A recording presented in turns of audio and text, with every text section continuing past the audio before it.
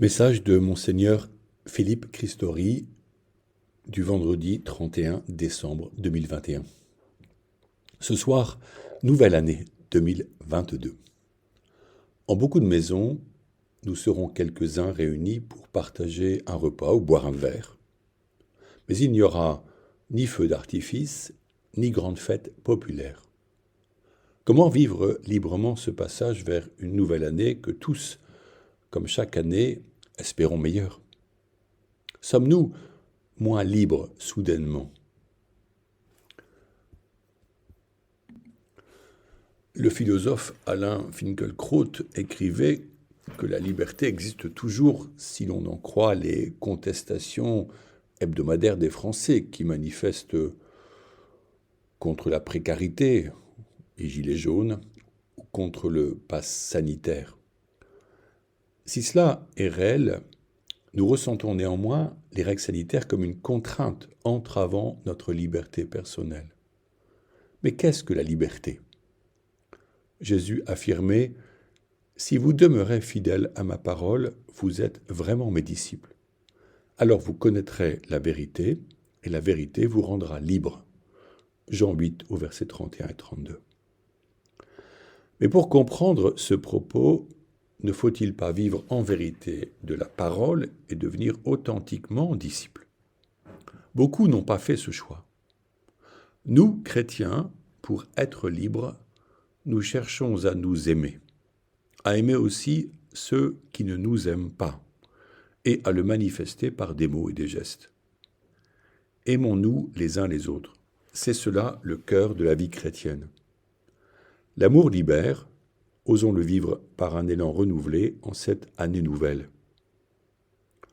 Aussi, en cette veille du 1er janvier, je tiens à vous adresser mes vœux les meilleurs pour l'année qui vient. Certes, elle débute à nouveau sous le sceau de la pandémie, mais nous sommes vivants. Je vous souhaite de vivre intensément, même si votre santé est précaire, même si votre âge est déjà avancé, même si vous êtes dans la souffrance ou la détresse.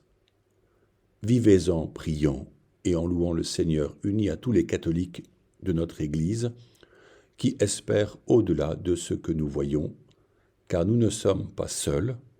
Un enfant nous est né, un fils nous est donné, on le nomme Prince de la paix. Ces vœux sont pour vous, vos proches, vos amis et vos collègues de travail. J'aurais aimé écrire un mot personnel à chacun, mais comment serait-ce possible ? Quand nous aimons, nous ensemençons la société de biens qui fleuriront.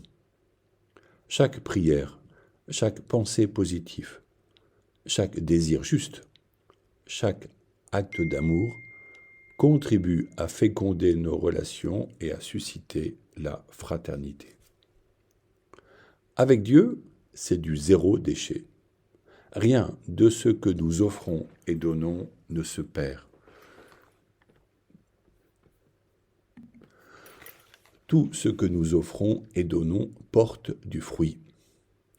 Ne succombons pas à l'acédie, cette maladie de l'âme qui ressemble à la mélancolie face aux soucis du monde, mais contemplons l'étoile du matin qui nous guide vers l'enfant nouveau-né, Dieu fait homme par le sein maternel de la Vierge Marie, pour nous sauver de la mort.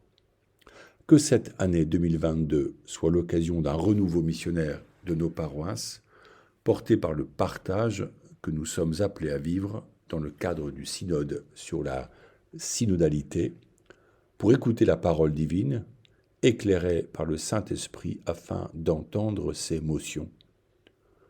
Chaque baptisé est consacré et appelé à la sainteté, pour devenir une pierre vivante de l'édifice qu'est l'Église. Chacun, dans son état de vie propre, est prophète par son baptême et peut se mettre à l'écoute du Seigneur pour entendre son appel, faire de nos communautés des espaces de louange et d'accueil à la gloire de Dieu pour la joie et la conversion de chaque personne. La vocation première des prêtres est de rendre présent Jésus-Christ par les sacrements pour sanctifier le peuple en l'enseignant et en le conduisant à Dieu. La vocation des laïcs et de sanctifier l'espace et le temps par leur charité active et leur foi contagieuse. Aussi continuons ensemble durant cette année nouvelle à demander au Seigneur des vocations sacerdotales au sein de nos familles, en priant intensément avec un grand désir. Ce saint désir exprime notre foi en Jésus-Christ. Par la foi, nous gardons notre espérance en la présence de Dieu qui ouvre le ciel. Aussi, je vous fais relire ces lignes de Charles Péguy, dont le nom marque une route vers la cathédrale de Chartres. Je le cite. « La foi, ça ne m'étonne pas, ce n'est pas étonnant. J'éclate tellement dans ma création. Mais l'espérance, dit Dieu, voilà ce qui m'étonne. Ça, c'est étonnant. Que ces pauvres enfants voient comment tout ça se passe et qu'ils croient que demain, ça ira mieux, qu'ils voient comment ça se passe aujourd'hui et qu'ils croient que ça ira mieux demain matin. Ça, c'est étonnant et c'est bien la plus grande merveille de notre grâce. Et j'en suis étonné moi-même. Il faut, en effet, que ma grâce soit d'une force incroyable et qu'elle coule d'une source et comme un fleuve inépuisable. La petite espérance s'avance entre ces deux grandes sœurs et on ne prend seulement pas garde à elles. Sur le chemin du salut, sur le chemin charnel, sur le chemin raboteux du salut, sur la route interminable, sur la route entre ces deux sœurs, la petite espérance s'avance. C'est elle, cette petite, qui entraîne tout. Car la foi ne voit que ce qui est, et elle voit ce qui sera. La charité n'aime que ce qui est, et elle voit ce qui sera. La foi voit ce qui est dans le temps et l'éternité. L'espérance voit ce qui sera dans le temps et l'éternité. Pour ainsi dire, dans le futur de l'éternité même. » Fin de citation. Face à la pandémie, face à l'immense défi fait à l'Église qui est en France, l'espérance est une source merveilleuse. Elle nous dit que face aux difficultés de tous ordres, notre art de vivre commence par la louange à rendre à Dieu, puis se prolonge par le sourire face aux épreuves, en nous appuyant les uns sur les autres pour prier et trouver des solutions innovantes. Nous ne sommes pas seuls, c'est la force du chrétien. Mais il faut reconnaître que si la situation française n'empêche pas de vivre librement notre foi en ces jours de Noël et en ce début d'année, une fois de plus, des chrétiens sont menacés et attaqués dans divers lieux de la planète par des fous qui n'ont comme seul but que l'assassinat. Ce fut à nouveau le cas au Burkina Faso ce 25 décembre avec 42 morts et de nombreux blessés. Ce pays, petit et enclavé à l'est du Mali, est soumis au coup de boutoir des islamistes venus terroriser et massacrer des populations innocentes. La prière qui conclut ce message provient du frère Emmanuel des Pères Blancs d'Afrique, qui vit à Nouna, au Burkina Faso, pays attachant dont nous avons le bonheur d'accueillir actuellement 3 prêtres. Le père Pierre Sanou, qui prépare son doctorat, le père Jean-Pierre Keïta, se perfectionnant auprès de l'équipe de Radio Grand Ciel, et le père Joseph Koeta, présent au Coudray, pour une expérience pastorale de 3 années.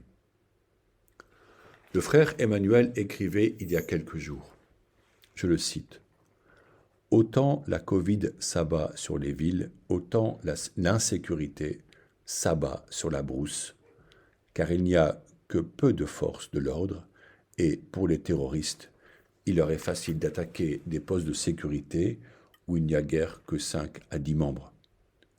Heureusement, ils ne s'en prennent pas trop aux personnes civiles, s'attaquant principalement à tout ce qui représente l'État burkinabé. Bien des mairies, préfectures, postes de police ou de gendarmerie sont aujourd'hui abandonnés et ainsi les terroristes deviennent maîtres des lieux.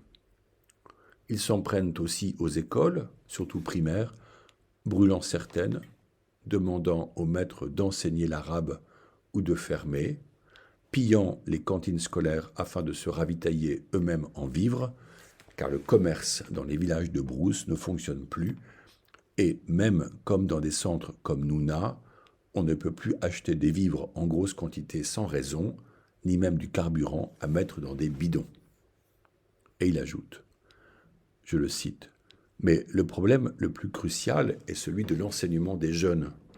Je ne connais pas le nombre exact d'écoles primaires fermées, et même de certains collèges, mais on parle de plus de 4700 établissements.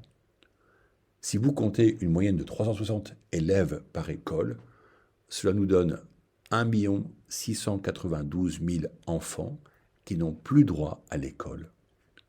Cela fait peur, cela fait mal. Certes, des enfants ont pu être amenés à quitter le village et à venir dans des centres comme Nouna ou des Dougous, où les classes sont déjà surpeuplées. La qualité de l'enseignement risque fort de baisser. Et que seront ces enfants demain sur le marché du travail ?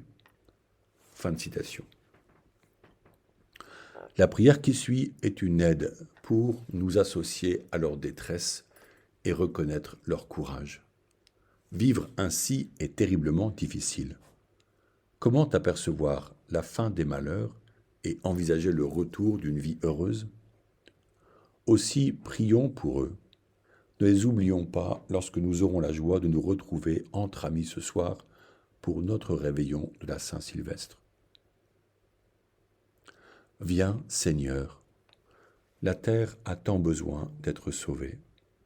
Viens, Seigneur, les hommes ont autant besoin d'être libérés. Viens, Seigneur, sinon la nuit nous engloutira dans ces tumultueux flots de ténèbres. Viens, Seigneur, protéger les humbles toujours écartés du bonheur par l'égoïsme des puissants. Viens, Seigneur, redresser dans leur fierté les pauvres et les malheureux tellement habitués à se courber sous le fardeau de la misère. Viens, Seigneur, ôter des mains humides les armes chargées de guerre et de mort. Viens, Seigneur, poser la réconciliation dans les cœurs. Viens, Seigneur, mettre la terre égarée sur le chemin de la bonté. Viens, ô Sauveur, viens et sois notre Prince de la paix. Bonne journée et bonne année.